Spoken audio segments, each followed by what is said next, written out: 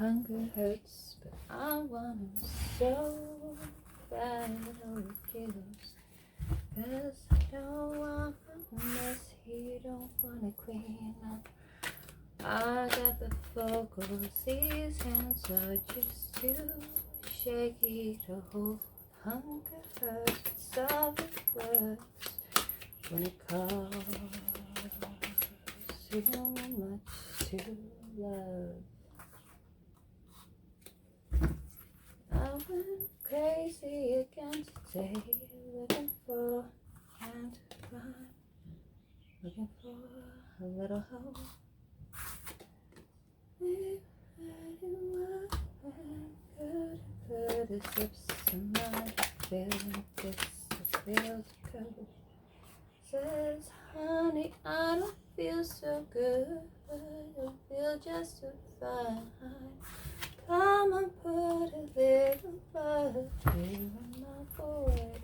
He says it's all in your head. I said so, it's everything, but he didn't get it. I thought it was a man, was just a little boy. Hunger hurts, I want him so bad over kids. 'Cause I don't want a mess he don't wanna clean up. I got a vocals, these hands are too shaky to hold. Hunger hurts, but starving works when it costs too much to love. Hey collective, so this is for those who are in the push and pull relationships, karmic ass relationships. And I had a kind of an enlightenment and a download as to what they were. And if this is like something that is frequent for you, then this is particularly for you. So it's something that I've been doing myself as well, learning about shadow work and doing my shadow work and learning about the spiritual journey and all of that. And sometimes I listen to a bunch of, like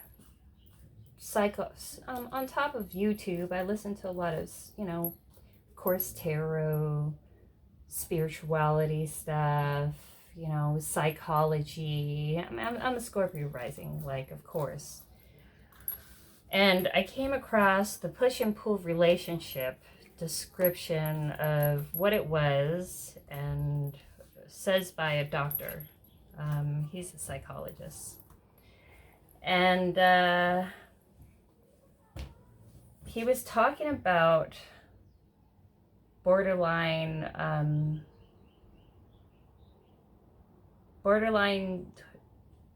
tendencies and complex borderline, which is not quite borderline, but just people who have tendencies, but it doesn't really fit the diagnosis.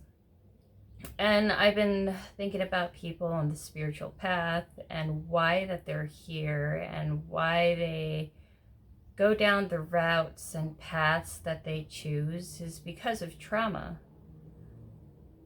And usually the most spiritual people tend to have a very traumatic upbringing. And, because usually you have to get into the dark places in life to have to seek out a higher power and just to find some meaning as to what's it all about, and and all of that. And when it comes to also things like psychic intuition and usually those parts of people are enhanced by trauma. It's actually a known thing. Even they would have those mind control programs where they would inflict a lot of trauma on the subjects in order to get them to have like a heightened perception, is to make their senses really sharp, and because they always are out on the lookout for danger because they have suffered that trauma. And I kind of and I've had an upbringing like that, and when you have things like PTSD and complex PTSD and, a really bad childhood and abusive childhood, you tend to have those kind of heightened responses along with trauma. Sometimes it does heighten your perceptions because you're always kind of like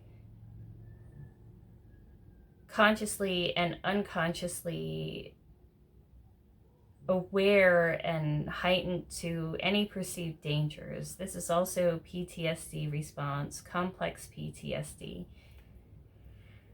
And that's why the runner and the chaser dynamic is so common. And it's also really common in people who are not borderline. I was never officially diagnosed as borderline.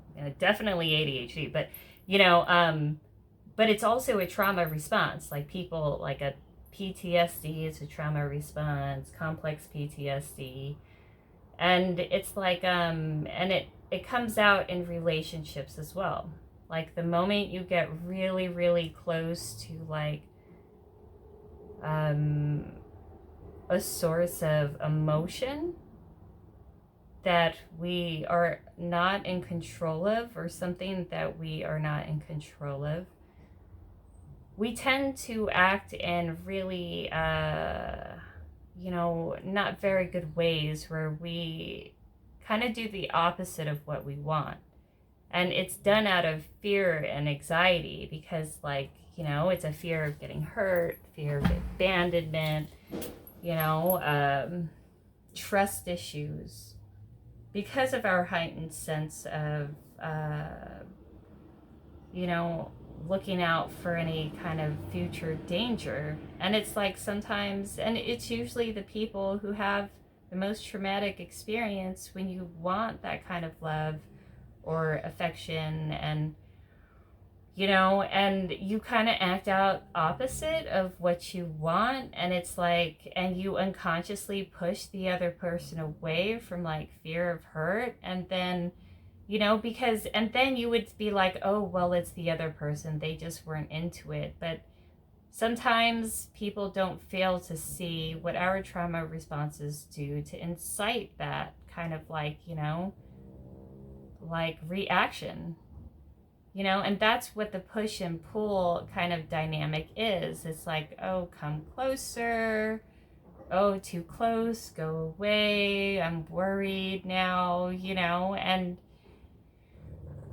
how the doctor described it is like, he would say that people with like trauma responses, he specified directly of like a borderline, but it's like even non-borderline people, which like PTSD, complex PTSD, they tend to run away from and test individuals that they're kind of like have potential with, and they actually have like feelings for, because of their own fear of abandonment, to test to see if they will abandon them, but then ultimately it makes them abandon it. And then I played, if you ever played the psychic game, so like say if you go to like, for me, like I grew up in the 90s, or you could do whatever era and whatever kind of genre that you want, and just go on like a mix on YouTube and just say 90s era, and then you would, before you hit the track, and then it would give you a mix, just say, just tell me, ask whatever question you want, and then just say at the third song, tell me what message that you want me to know. And I did this like about whatever reading or whatever question or whatever situation. And then you hit the you hit the mix, and then you look at the third song, and then Paper Bag from Fiona Apple came up. I shit you not. And then it was exactly what I was thinking of. Like I did that with this is the second time I did that before this reading. And the first one was so freaking Capricorn, and I was gonna do a Capricorn reading. And it was like Filthy Rich by Phi Tribe. It was fucking hilarious, but I decided to just put this as a push and pull like general to see what's up. And just kind of put it out there so everyone could like kind of like get a chance to, if anyone does, you know. But it kind of was definitely kind of like very interesting. If you look at the lyrics of the Paper Bag, and she like part of the chorus is like, you know, she's like, hunger hurts but starving works. It was like, when it costs too much to love, like it's something that she wanted, but she knows that she's too much of she's like, I'm a mess that he don't want to clean up. I got the full, cause these hands are just too shaky to hold. So hunger hurts but starving works. It's like I would rather be hard to love than left, you know, which is like she actually would induce to leaving, because anytime anyone would get close to her, she starts to do some actions or behaviors that, you know, makes her act out to be somewhat imbalanced, and then ultimately whatever fears that she brings upon, it happens. And what the doctor also says on this YouTube, it's like, usually if this is a pattern in your life with majority of your relationships or all, it's not on the other person, it's on the person who always has that pattern in their life. And I was like, wow. That's part of shadow work, though. It's like you really have to go within and look at yourself and be like, you know, you have to really ask yourself deep questions and to really analyze this. And that's how we learn. If you stay indoors all of your life, if you never subject yourself to people or the public or relationships, you never learn. You know, it's the moment when you go out into the public and you meet other people and we intermingle with other people that our karma starts coming up, and we start to see a mirror of our psyche and our tendencies being reflected back to us, because it's never on the outside in that gives us this reaction or any kind of reaction in any way, not just, you know, trauma responses. It's on the inside out. And that's what the whole like spirituality thing like that comes about. It's not from the outside in, it's from the inside out. Like, do you feel a sense of unsafety? Do you feel a sense of like whenever someone gets too close that you start feeling uncontrolled, or this fears of abandonment and trust issues? And it's like, even if you would read the Stephen King novels, you know, he would talk about all of the children like that would kind of go through these supernatural experiences, like Danny from The Shining. You know, like he came from an abusive home, and his father was an alcoholic and he was abusive, and all of the children from it, like all of the kids there that would see the clown, that would see it, they all came from a traumatic home that they suffered, you know, their own kind of trauma, which heightened their awareness. But it also comes along with, like, you know, how it affects our day-to-day life as well. And, you know, if you do have a pattern of this push and pull relationships, then it's, with any kind of spiritual path, it's really important to go within and look at that. And when you see something like a cycle that's cyclic, you know, that happens over and over and over again, it is the universe trying to tell you something. And that is a time where you step back and you kind of look into what exactly that is. Like, where is it really coming from?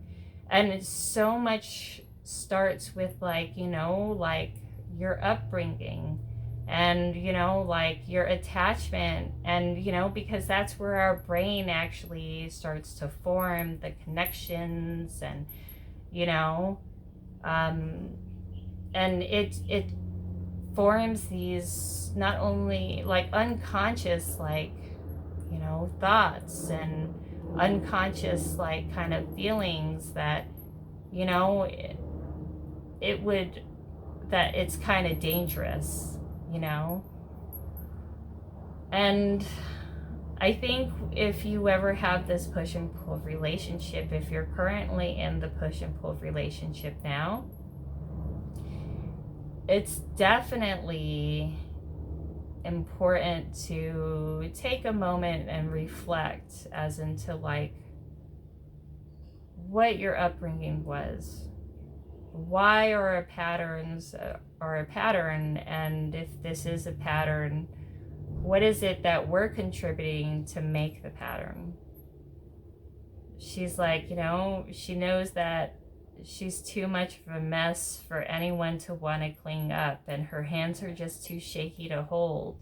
It's because she wants it so bad, but it's like, you know, the fact that she wants it is the thing that makes her unconsciously repel it. And Fiona Apple actually had a very traumatic upbringing as well, and a lot of her music is from trauma. And when you have a lot of people that really connect to her songs, it's because like